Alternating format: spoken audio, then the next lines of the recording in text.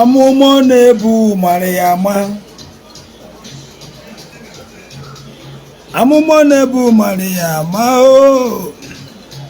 Amụma na-ebu Mariama.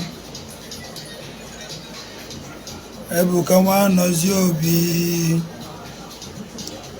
Amụma na-ebu Mariama. Amụma nwa nke mmadụ na-ebu Mariama o. Amụma na-ebu Mariama. Amụma na-ebu Mariama.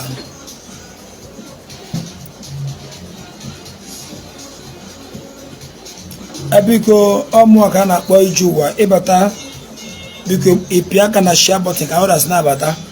Anyị chọrọ ka anyị discuss ihe gbasara olive oil taa ya na holy water today. Pịa aka na share button ka anyị discuss ihe gbasara olive oil na gịnị holy water. Zionite ayeyeyeye. Yeah, good evening, my sister, my beautiful sister. Onye Jelam, my beautiful own sister. My beautiful sister, come and welcome to Italy very soon. She will invite me in Italy very soon. Yeah, give me. Now, I can draw my fans, my brothers and my sisters in the Lord.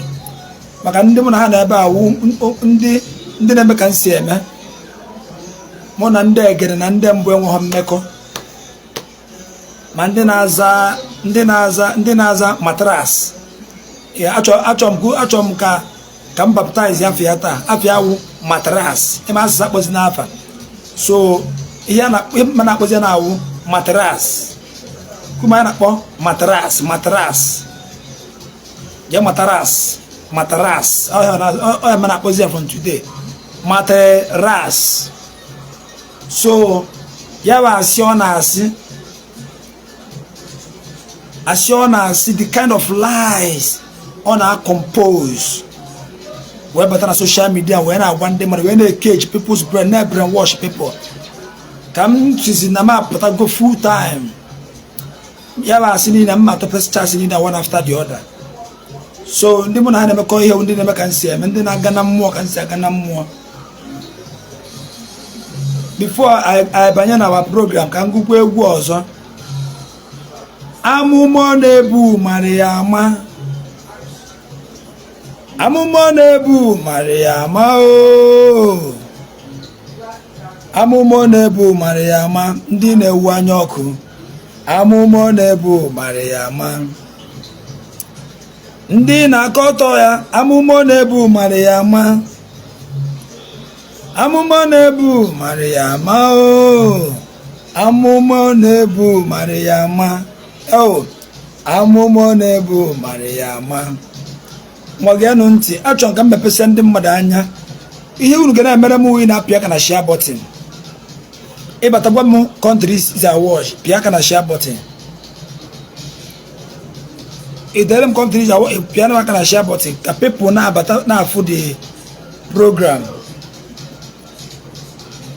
ogede ka nchọrọ igwu achọ m ka njụọ my fans my brothers and my sisters in the Lord ndị na-eme ka nsi eme biko olive oil nke agọziri agọzi enyere gị wee na-eme ekpere maka ihe na-mebi enwe ka o si eme gị n'ahụ adịgago ụlọ ọgwụ ndị ụlọ ọgwụ ya edictate ya ịṅụ ọnụọgwụ ịṅụgo mkparagwụ na mkpa akwụkwọ na ọwụ ọkụrụ so achọrọ m ịma ma olive oil ahụ enyere gị kpere gị ekpere gozie ma ọ na-arụ ọrụ ọ bụrụ na ọ na-arụ ọrụ achọrọ m ka ịbata live video ogo 2 minutes ka inye your testimony anyị nọ na testimony time ịma na ọ na-awa agwọ eme ihe ji were agwọ ụmụazị achịrị ya wee mee belt o dega agbachibara nkịtị mana nkịta anyị aga-agbachizi nkịtị maka na mgbe Jizọs Kraịst bịa na the temple wee bata wee fụ na-ejizi ụlọ nsọ wee na-emezi ebe a na-azụ afọ iwe were ya o wee were ụtara wee megịnụ wee pịapụsị onye ọbụla n'iro So mgbe anyị ji agbachi nkịta gafego, anyị ga-agbachizi nkịta again. I got this out. Otu ọbụla o si dị, I got this out. All the lies, I get debunk all the lies ha ji wee na-brainwash our teenagers and our youth. So ọ bụrụ na ị ma na agozigwe gị olive oil a wee rụọ gị ọrụ, mmiri nsọ wee rụọ gị, achọrọ m ka ị send ya video. I will invite you, I will accept you. Can you testimony? I know it's testimony time. I got 2 minutes in your testimony. Come online, send a request, send request for me. I am going to accept you. 2 minutes in your testimony. Makahasi na olive oil agozi nke iji obi gị kwenyere na ọ da arụ ọrụ, ọrụgo ọrụ na ahụ nwa m nwoke. Is working. I took my son to the hospital. About the 3 months on a constant fever. About the 3 months. I treat no way. I got lab. I will do what I change the hospital, call children hospital. I try to make a hospital. I try to make the hospital here. Change the hospital, go another hospital. The same thing. About the 3 months. And make it constant walk. If I walk, it was a minute was a name you see me out. And make it no way. Change one hospital. And when they drop Babaroma, and when they lab Magaro, and when this car man meho. Mechasino Moroguna Pabbo, I got a Kemboroguna Pabbo. Ndi ji mgbọrọgwụ ọ bụrụ na kedipia azụ nwa agadi nwaanyị na-ejiwe mgbọrọgwụ emenumana asịna ama afọ emenumana n'owe constant ahụ ọkụ. ụmụ m na-aga ije in 9 months 10 months mana onye nke a 2 years a year and 9 months ọgara ije ogbe ọdị igbe sef ọ na-eme 2 years. Anozi mofu with a hog if you look at aqua, I was a little bit. Anozi one day, one spirit of a comaka. See, what are you doing? Oh, name of you. Take this child to your pastor earlier, better. But I can rule my pastor, Reverend Azubike, under Assemblies of God Church. Whoever was only for you. We're only for you. We break the yoke. Yeah, somebody's coming in. We break the yoke.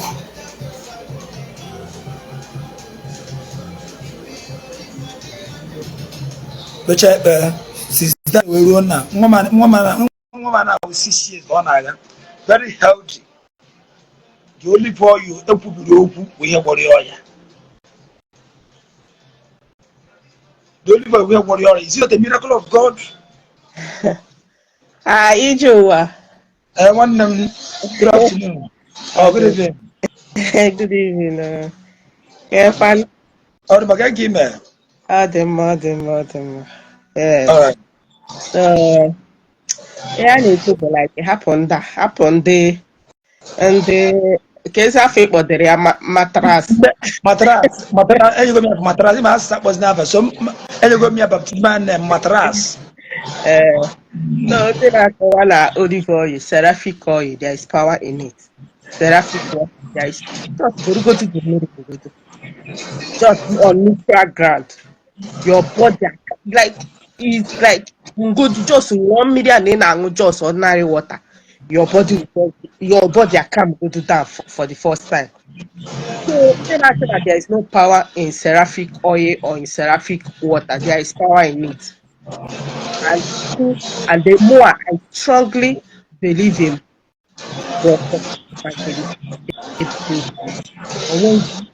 there is no conviction. So I'm a living testimony of seraphic oil. Because there's the story is long. Abraham made their kowa story, kowa nonsense. I made even testimony of healing from seraphic oil, healing from seraphic oil over 5 years from now. I've never experienced that. Now, person I'm balanga. See, you know, not come at the remote. Somebody gave me. If I started three, before 3 days, I am Biawazi. But I'm outside now. Let me just tell you another story of this seraphic oil. Okay. When I went to go and submit my passport, when you from seraphic oil, China camp, the China camp. When I went for interview, the China camp, when I knew my passport, I went. I submitted my passport on Wednesday. They called me on Monday.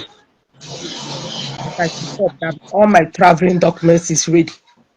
When I went, when I went to the embassy, I didn't know they have one issue or the other. Only Okay. me. Only me. Immediately I got there, the person just the papers were there, the person just scan it, bam, they see they do my documents to him. See, is that all? I said, yes, I should go. Now, but in chair may deny yeah. When I got to my place, I opened it. I was right. I stayed three days, just 3 days. I'm not being because I've never experienced that. Just 3 days. So there is eventually say we could be professor. I don't want to. I don't want to start going further. But my own is that anything that you want to believe you want to whatever you believe, and allow Yeah. others to believe in whatever. Me, eventually say Bukobi is a strong man of God. He's a strong man. If he is not a strong man of God, why? I don't want to say things. It's all right. I don't want to start saying maybe can they praise it, but there is power. Yeah. Power in Zion ministry. All right. And power in Zion ministry, Evangelical Bukobi is a great prophet. All They thought right. Paya and Maya, they will kneel down for him to pray for them. All But they know right. him. But they know him. Me, Agaram, Kwete no Neme. I'm the type of person that I don't go to church. Ngaro church, Catholic church, Njagadi church, that time, because my mom la pay bamba. That's why I'm going to church. Cause my mom la pay bamba, but I went to Zion ministry, quoted that there is power in God. When Glory your to God. name is Bozi, repent, mend your ways, and you become successful. Stop doing Yeah. some certain things that only will take hindrances to your ways. Only will take hindrances. Okay, stop sleeping with women. Focus on all those that you know why. Focus on your family alone. Then why are they fighting him? Focus on your family. Focus on your family. Take care of your family. Get one bone one. You want to stop sleeping with sugar daddy. Stop all those kind of things. That you know, he was even preaching that girls. The girls who waiting for man to give them that they should go and look for work. How many? I have a friend. Then, oge no Lagos. Oge no Lagos. In the main, I was a teacher then. So that girl, she's a what is baby uncle them, but Yeah. both of us graduated in the same place, in the same university. So, but when they went into baby uncle, one day money I jam on Lagos who exchange contact everything. So later although that Beko visit him at my place, later ever had a maybe baby uncle, maybe they sold the house or whatever, she became stranded because they go baby uncle. More na all petty money then. I have money more than her now. We are saying go down and come na salary. She'll be telling me that just one night, OJ, that he will make that money times two. Yeah. Oh, yeah. Nakoyeri. Yes, he will. Is that she will make that money times two, but she will make that money times two, but you are making it times two, but you don't have savings. You cannot account for any money abacha that I wait for ending of the month. I can pay my house rent, I can feed myself, I can do other expenses. You that uh, let me just tell you the testimony of this girl. So when she became stranded, she called me that she wants to come and just be staying in my house for a meantime. I told her, Auntie, it's okay be at my house. I'm not stopping. Okay, may cover say nature or you need my help. I do not assist you. But first, A man none of my house name may be Bioko. I'm a Zionite because although I'm the mama of Zion, I can make it figure again on it does not matter. So yeah, a man none of my house name may be Bioko. That you must follow me to Zion ministry. My husband is aware of this testimony I'm giving. That you must follow me to Zion ministry. So this girl, for the fact not to go to Monday, don't again no. She followed me. Guys at Zion ministry. The guy in Zion ministry.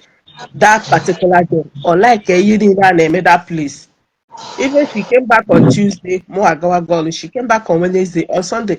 She slept. In fact, she was just sleeping in Zion all throughout because was in Zion for over. She was going to Zion constantly for over.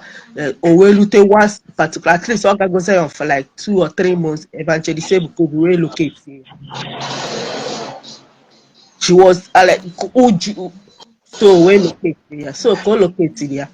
So owe bido mebedi ekpere ekpere ịghọtago owe bido mee dị ekpere mechaa dị ekpere so the girl now bido mebedi ekpere mechaa dị ekpere iwu ekpere ọ ga-eme mechaa dị ekpere he gave the girl money to start up gave he gave the girl evangelist Ebukobi gave the girl money to start up a business. This girl now she's married now. She's married now, and her business only issue. She have 2 shops now, and her business is Wow. here. Sometimes I know my back all about sometimes I know my back for me on Facebook na comment in the matter. When when evangelism something she will say is that we love evangelism because no matter what Zion we move. That's the content. That is her comment I normally see. Sometimes Zion we move. So this kind of person, if they convince you, there's no way you can convince this kind of person. Exactly. And me, Exactly. there's no way you can convince me because I'm a living testimony. I don't want to go into details. Kala person or yeah, almost dear make a mark or yeah, but this like but it's like on Okay. online. Okay. On online. So she will it's like all the online. So she will still testify. Okay. On So yeah, online. thank you. God bless you, my sister. Okay, Yeah, some people were like some people were like we are praising Ebukobi. We are not praising Ebukobi. We are praising God. They use your yes. the praising God they use Ebukobi alone. Now some people they are saying that why must you pray before you get visa? Now I was now as now when do I had you do? What's it? I can go more for American visa before. I went there, then they denied me visa. Now it's okay, good and fine. And when some people when their documents very correct, as hearing that as how it is very very correct. I had very very correct. Then later, however, they will deny them visa. When I Wow. hear why, Somebody, every that you cannot, you don't need to pray before you get visa. so Why you want everything very very correct? Because when you want money, everything is correct. Even say for only those that visa say for guess more correct or to go now. Why? You deny your visa? But even some people cheerful. That there were some people they are more than their friend wow. 24 hours. And we can Yeah. like when they live, or they live a good life. Mana Yeah. mami and papia na better na back here Yes. up. They mess Yes. this year, they so this year. Yes. On me on a garia. You want to win in our wonder see, get better only live good life. Get better Oja garia or that garagi. My brother, my sister, there is power in prayer. Wow. There is power in prayer. And I strongly believe in Jesus Christ. There Yeah. is no two ways about There it. is power, excess power in Oh, prayer. what they get want to check why how look immigration to close. They will have one Yeah, issue or the it's other. never, The people have one issue or they will keep them somewhere to observe and observe them. All those kind of things. It's not easy. not easy. So I'm not saying before more before man I got church just to go for that. I went to Zion. More Angolike, more the room Angolike Gazayon. I would leave my house 5 o'clock. Then no, I will leave my house 5 o'clock. I was go to Zion minister. I will still sit there. Then before that I got a church or Ngalu. Ye ngale echebu biko ka be go sit ka anatakwa na olili ka anata olili ka na ozugbo. So then, as I said, not easy.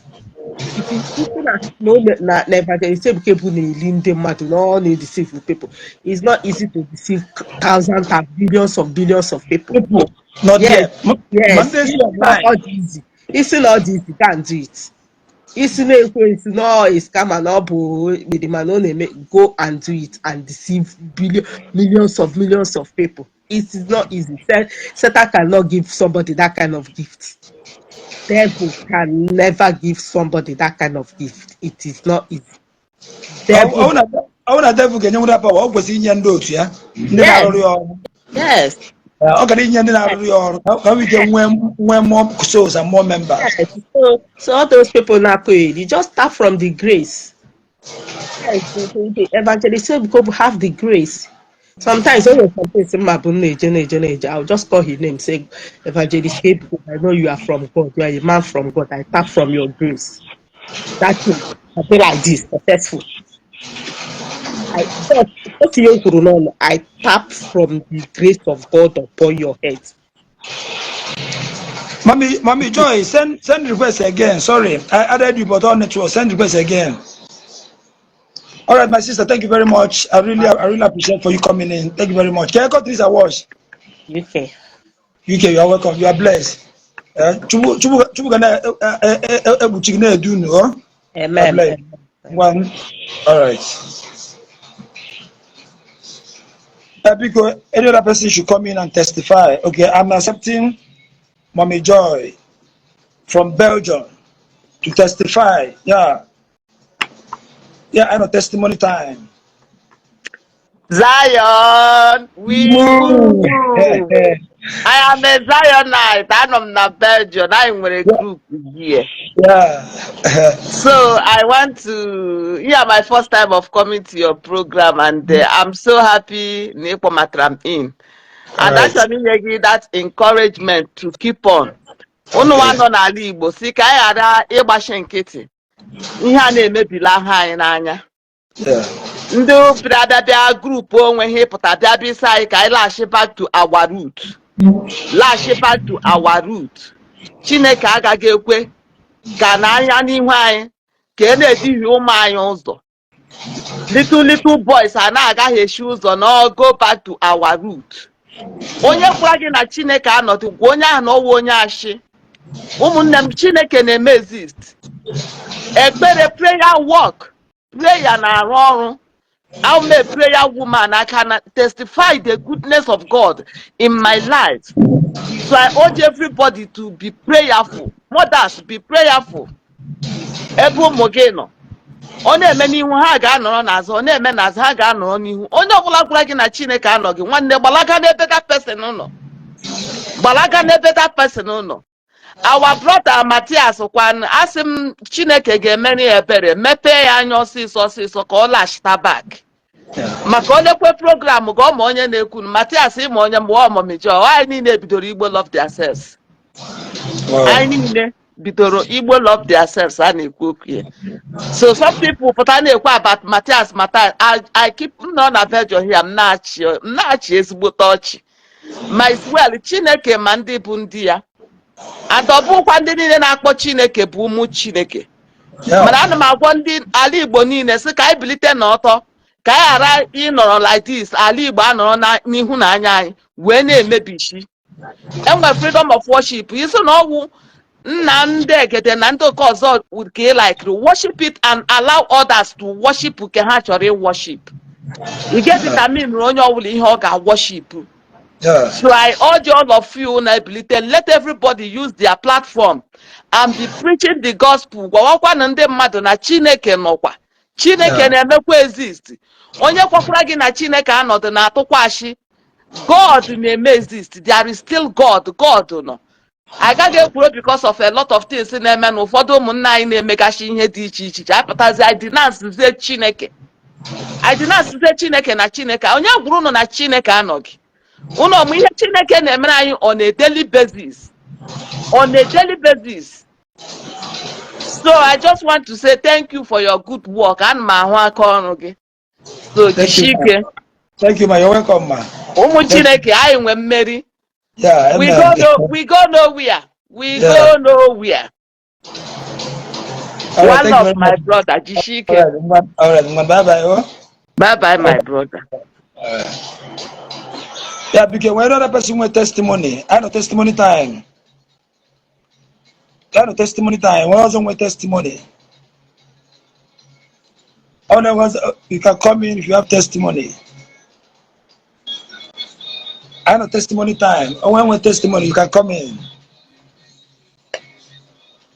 Testimony time, you come in, you tell us what God has been doing for you. Tell us what God has been doing for you. The only for you, the pastor, prophet, evangelist, Kobi, because the Nyagi, why you hold Nimandogi. A lot of people say, no, us in the magazine, no, why not bring you? Everybody went hospital. Everybody went hospital. But still, he pray for people. The only for you, he works. Depend on your faith. Depend on your faith. So we will not put our hand any longer. Can that never watch our youth, our teenagers? I've taken it upon myself, and I will have many people that are still coming up. We're not going to fold our hand any longer. Yeah, my brother Henry, can you come in? Can I bring you in, brother Henry? Can I bring you in? Henry Izundu, can you come in and testify? Can you come in and testify? Yeah. Thank you very much. Thank you very much, my brother. Can you come in and testify? Can you come in and testify? Send requests. Cheese, I've been trying to bring you, but network. I've tried to bring you like 4 times, but network error. I've tried to bring you like 4 times. Network error. Let me bring you again. It's not my fault. All network. Let me see whether this one will work. Or you restart your phone and send the request again. I've been trying to bring you. I want some testimony. I bet many people have testimony. You come online and tell us what God has been doing for you. What prayer have done in your life. What prayer have done in your life. Come on online. Tell us what prayer have done in your life. And give God the glory. Because a lot of people have been. Okay, let me bring.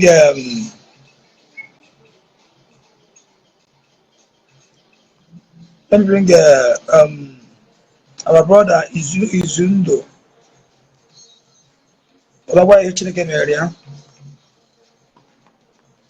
Oh, network is really disturbing. Network is really disturbing.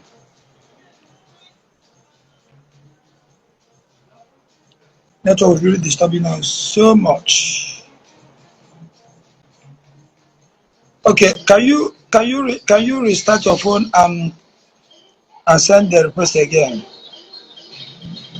Let me bring another person.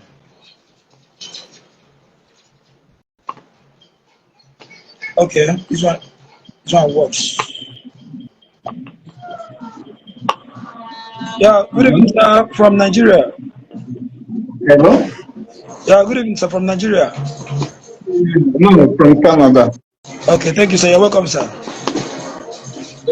Because I'm a big testimony. Okay. But before I share my testimony, yeah. Okay. I can make one clarification. Yeah. I can make one clarification. Because if we're going to room, I know I can see a phone not by because or the possible. It's all right, no problem. No problem. Okay. You're right. Okay. So the problem I nwere with that now, ndị fake pastors, ndị fake pastors, of Syria, have really dealt with our people. Yeah. Fake pastors and all the rest of them have really dealt with our people.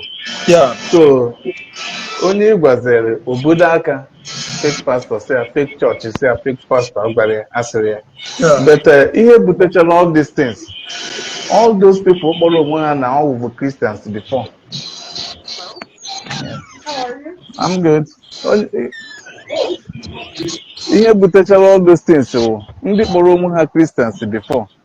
Ha jee na chọọchị, ha hapụ Jizọs ha jere ikperu na chọọchị na-ekperu pastọ. Hapụ Jizọs ha chọjere na chọọchị na-eso pastọ. Ha ma ngụ Bible ha. They won't pray. They won't connect to the Holy Spirit. They don't know what the Bible teaches them or what they should do and what they are not supposed to do. Then, maybe ọ gadere na chọọchị bụrụ mkpa 100 na-eje na chọọchị. Correct. Onwezi nke dị solved na chọọchị. Obido maybe banye oke ite. Oluzie n'oke ite. Ọwa ọkụzikwa. Ọ gbapụtazịa. That's when ọ na-agazi to his ancestors. Are you getting me? Very correct. Because ichekie ihe niile asịghị na chọọchị wụ fake na Jizọs wụ scam.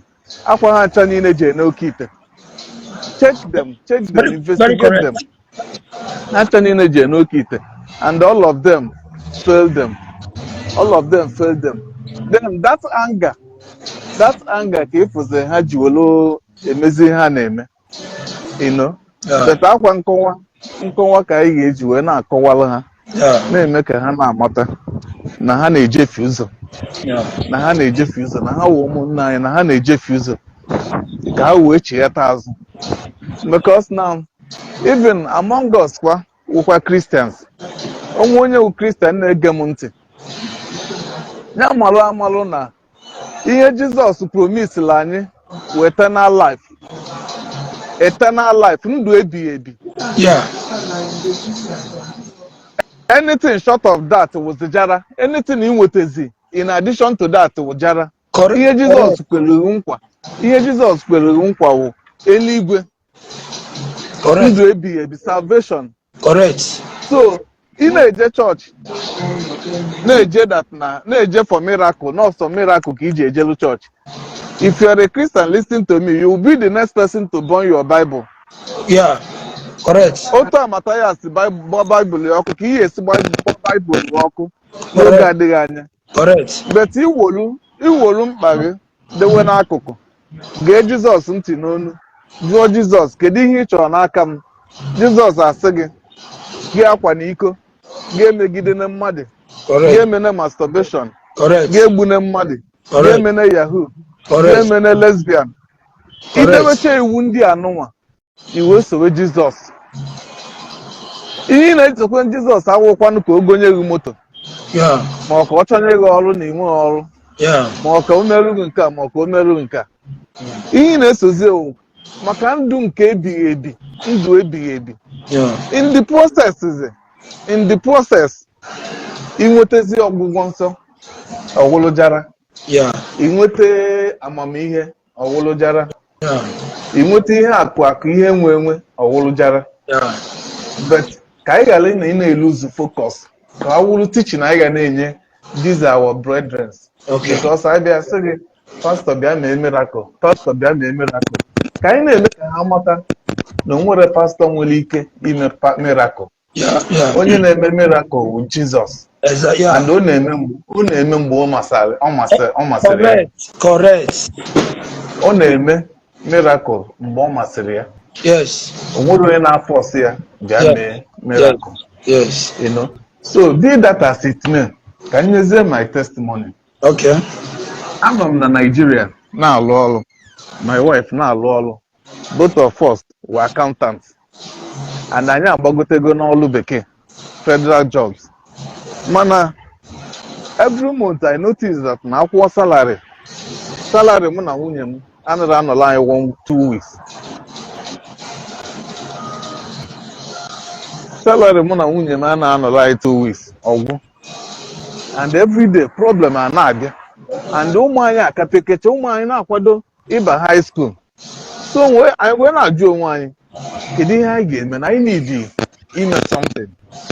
Gosi otu Nigeria si wee dị. Na a ga-emeneta something. So mụnwa na-eche business m eme ntinye aka na nka ntinye aka na nka ntinye aka na nka. So one day my wife abịasị m na anyị wụkwanụ professionals na the best thing for us wụkwanụ ijewe obodo oyibo. As at the time my wife na-asị m ka ijewe obodo oyibo, I was laughing at her. Nse ya this woman ya 100,000 enwe m na akaụntụ m. 100,000 enwe m na akaụntụ m. But in the process, my wife kwude this thing. Olu one day, nsi ọka ọwụrụ na ekpere niile nwaanyị a na-ekpe na ana n'iyi. Na ebe nwụrụ stumbling block to her prayer and destiny.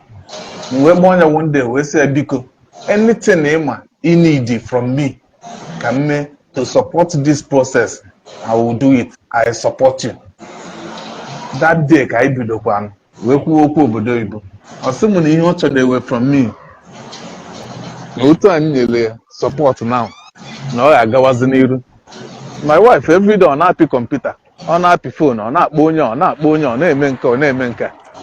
Eventually ọ sị m na m kwadowe na mmeje nene English exam na nene English exam a pass anya na ọ gwụcha ihe m emeli nsị akwa English exam na akwụkwọ okenye na mma agụ ya mgbe anya abalị gụwa akwụkwọ okenye gụwa English exam a jenene dị English exam pass ya olute na ego na enidile ego. I sold one of my land, welu the money kwunyeli ya na akaụntụ ya. Si ya ngwa ọsị m na ozube na enidi mo nje na bank wete loan na-ekenye up. Nsi onwe ihe ọzọ ịchọ from me, ọsị m no na ọnyanwa ka ọ fọzi nyanwa mewezi nke fọlụnụ. Lo and behold, today I'm in Canada. So esi m na Jesus anaghị arụ ọrụ, esi m na ekpere anaghị arụ ọrụ. My brother, onye gwara that thing, biko man onye ahụ your worst enemy. Let me tell you what is happening among our people. If you really na-eso this man ị na-akpa anyị, achọrọ m ịkpa anyị. Okay. Because it's not good to call somebody's name. Yeah. Na slander and na-ekwute ya na online. Okay. It's not good, it's not acceptable by me. Okay. So, do you know what they do? All the people, evildoers niile enwe n'ala Igbo, have now found a common voice to reunite to fight their battles. Ma ndị na-egbu mmadụ, ma ndị na-egbu mmadụ, ma ndị na-akwa iko, ma ndị na-akwa iko, ma ndị washawo, ma occult people, ndị occult, ma ndị ogboni, ma ndị dibia, ma ndị eze nwanyị. Ndị niile a nwere different ideologies. Ha niile nwere different ideologies ha na-pursue. But because that na all of them Christianity dey against them.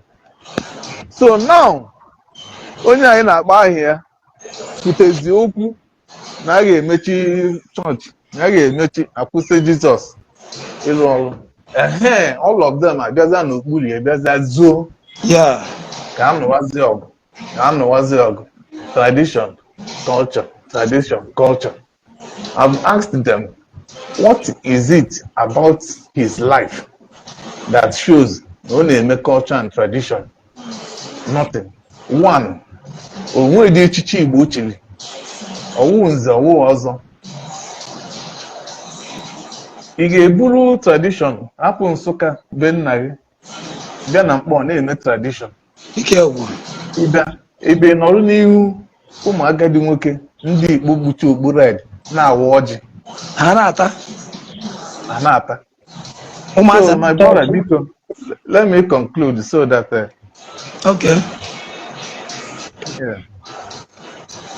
Let me conclude so that you continue because I know other people may want to contribute. Okay. Achọrọ m ka m kene gị, ka m gbaa gị ume. Don't expect anything, any reward from what you're doing from any man. No, not at all. Malụ na ihe ị na-eme with evangelism.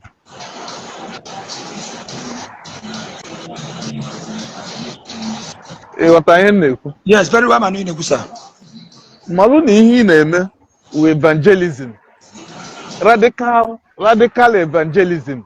End time evangelism. Don't deviate. Anọkatakwana sị, hey, my followers, na ha nakwa eme m mma, na ha ga-ezi Christmas ka a na-agba, nwe onye bunye m akpa rice. Nke a na ọ dịkwa ka m akwụsị ihe a. My brother, ife ọkụ a emunyelu na-agba ọzara a, ekwekwana ka ọ nyụọ n'aka gị. Because onye ọbụla nwere okuchi kpọrọ ya. Okuchi kpọrọ ka ị na-eme. I wish na m emenwu ihe anyị na-eme. I wish na m emenwu ihe anyị na-eme. Ọ bụrụ na m nwere the strength ime, m eme 10 times more than you. But biko, Chineke ga na-edu na-agbaziri gị ụzọ. Ebe ị na-akọ n'ubi Chineke, Chineke ga na-akọ n'ubi gị. Amen. Ọ ga na-eche gị Amen. n'ụtụtụ, n'ehihie, n'abalị. Amen. Ma bọsị eke, ma bọsị Nkwọ, ma bọsị Oye, ma bọsị Afọ.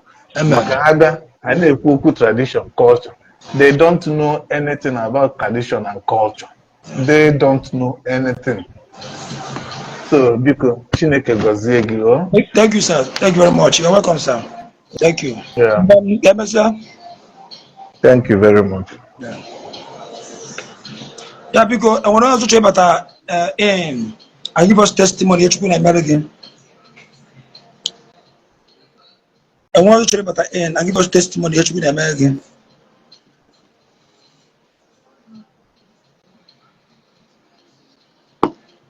Only when testimony you come online and testify what God has been doing in your life, so that people will be hearing you, people will see you. Because we will no longer fold our hand any longer. That was there. Now we have come out and we have come out. No going back. I have to learn, that is final. And it will not end here. It will not end here. I will still go more than I will still go more than this.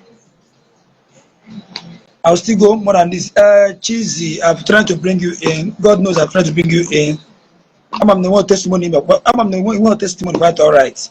But I'm trying to bring you in. All network. I'm trying to bring you on network. I've sent more than 7 times. No way. But one thing I am sure is that I am very much prepared. Even if you come online, and one person age man has a movie. And one person age now that I cannot answer you. Massacre stress. So I'm always prepared for anybody that will come in. I'm more than prepared for anybody that will come in. If you ask me whatever in a if you request, I will accept you. Very well. So only when any other person that can come in, you send your request, I will accept you, because I am at this junction. I want to end this program. Oh no, it's not my fault. You're on network. I've tried to bring you in, nowhere. I've tried to bring you in, nowhere. So when another person came out online, give us his testimony and what God has been doing in your life. When I'm ending this program, then I'm gonna do another program, but not now. It should be in midnight. It should be in the midnight. Yeah, I can see Empire. This is Empire. This is Empire.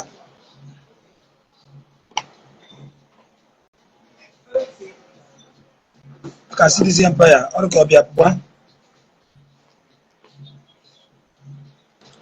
Okay. This is Empire. send me a request. Let me accept you. After taking your video will end. This Empire, send me your request. I will accept.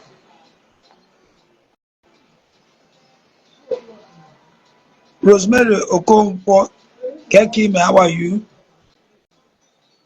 May you be blessed.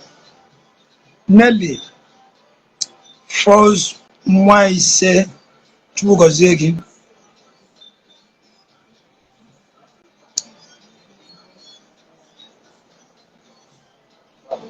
God bless you all.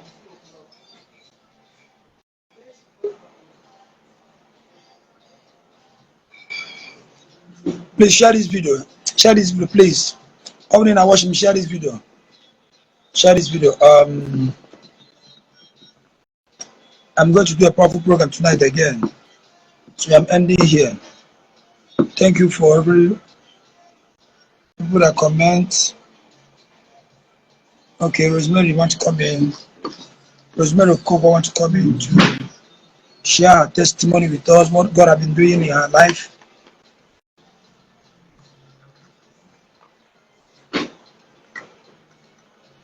Wow, good evening from here, Nigeria. Hi, Ijoa, Kevin. Arima,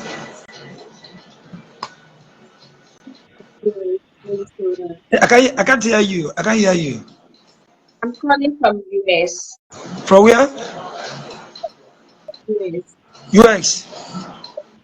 Yeah. Okay, but I can't hear you. Can you check your phone? I can't hear you.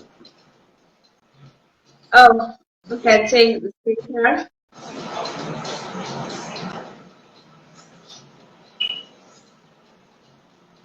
Ijoa, I can hear you very well. Maybe it's net. I can hear you now. I can hear you now. You can go ahead. Okay. I just let me. It's breaking. It's breaking. Your voice is breaking. Really? Yeah. I'm thinking because right now I'm at work Okay. and I don't need to talk to. Okay. You're doing, keep doing the good job, okay? On doing the good job you are doing for Christ. Anything you're doing it for God, not for me, not for any whoever. Yeah. That's they realize their mistake. That continue. Me personally, I'm a testifier. Okay. God, yes, it's not great, and it's here in the brand and so brand. So, ihe onye na-ekwu bụ ihe ọ marọ. Yeah. Nke ihe a bụkwa real na nke a ihe abụrụ nwa na-eme omenala a na-eme iji ụwa na mụ na nwanne my cousin nje na nke dị doctor nje doctor na-asị m oh no I'm 1,000. Instead of maybe 1,000. Also, I'm a 1,000. Now, who just joined anything? All more. Instead of all looking at now. So we buy catfish.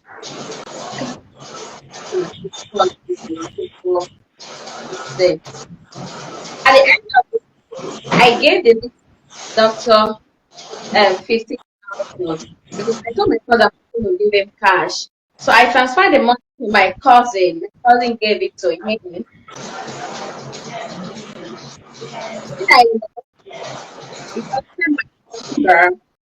cousin, and it was called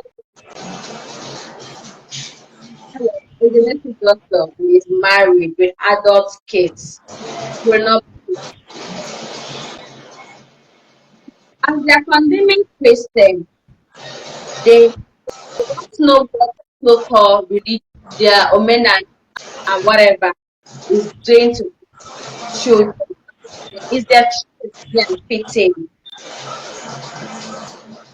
My two grandparents, from my maternal and my paternal, they were children. They did try. My grandfather's side, boom, and I went mom. Yeah. That's my grandma from my paternal side. But could you believe that before she died, she gave like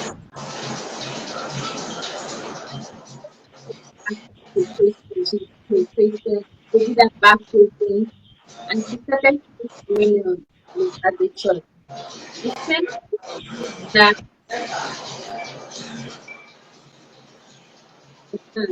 even Namuka. I'm from a royal family. I'm from Nibo. Okay. When that they use it, but or form whatever. It's not in that shrine. Nobody is dealing with them.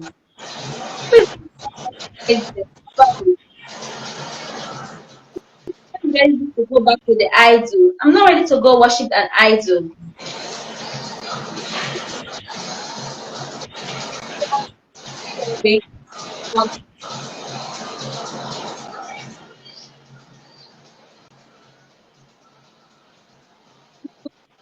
About those online.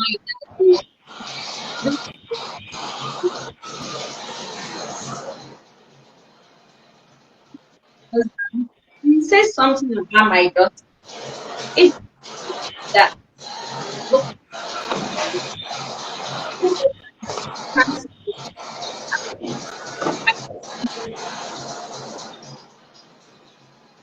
mental complication.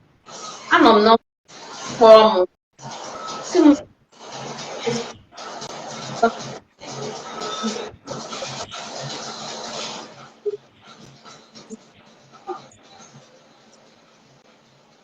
But the child don't need circuits.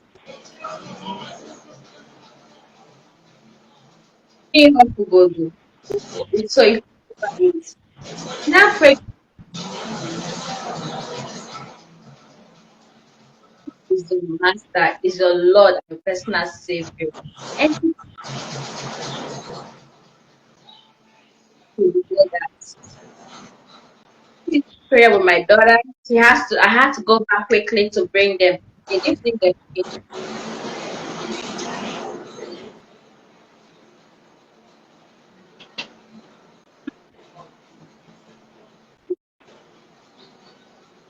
I don't get to talk with them right now. You understand? That comes at Jesus is not real. That person is a damn liar. Jesus is real. It still works. I have my salafik here and it works for me. Yeah. Wow. I went to Chicago. I went to Chicago. We brought up this Zion ministry up. I have an go to Zion, but God revealed package to be at Leicester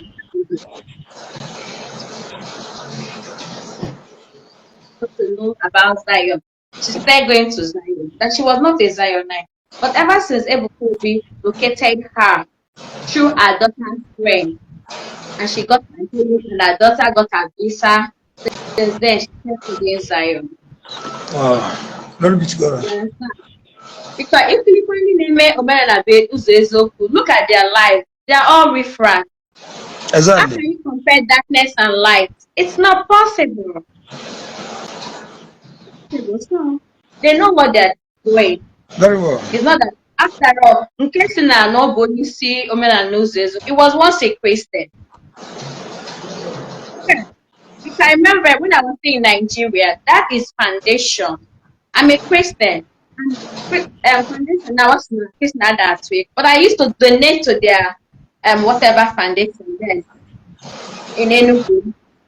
Every time, every episode they'll go on radio and be begging for fun. Most of people name their fun. They are all Christian. They are not pagans. Yes. You understand? So each of my brother, I truly care for you. You're doing Thank a you. good job. Thank you very As much. that guy from Canada, I will say amen, amen.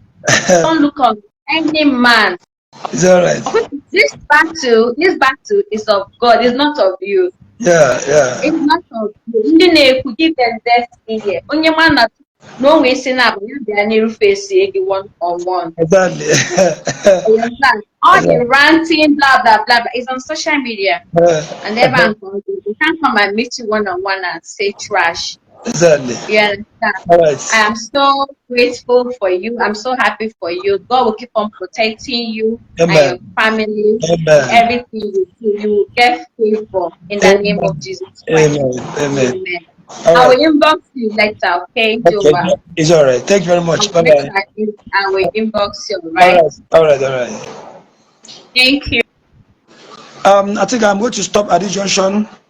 Yeah, Chibo Basil, good evening. Do you want to come in?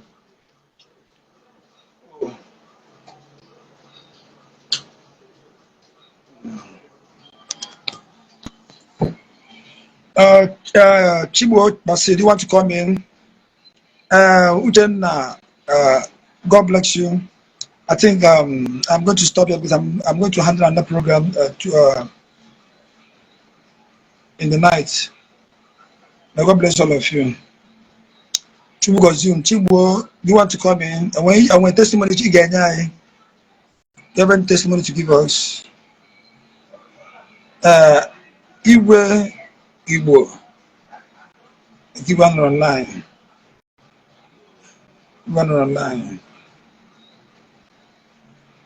Anybody that wants to come in, you can send requests. You can send requests if you want to come in. I only tell them to send their request. Yeah, send their request.